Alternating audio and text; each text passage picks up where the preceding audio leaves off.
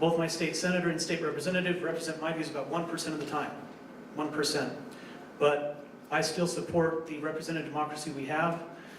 There is accountability. I actually talked to several delegates at the convention who said, no, I can't, I like this candidate, but you know what, my constituents told me that I should vote this way, so that's how I'm going to vote.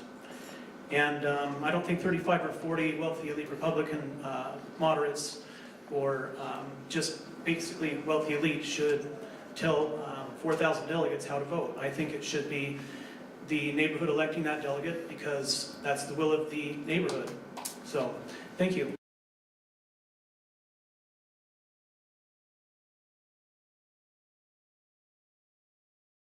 Caucus system, I've never been involved in politics before I went to the last caucus 2 years ago. I went to the caucus, I was in a room with 80 or 90 of my neighbors, and we had a great conversation about what we thought needed to happen in politics and the direction of the country.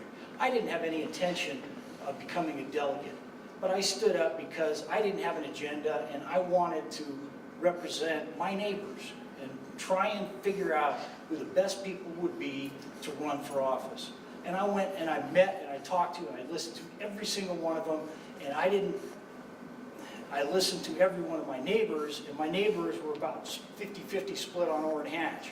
So I voted against Orrin Hatch in the convention so that he had to go to a primary in order to be elected. But he had so much money he got elected anyway.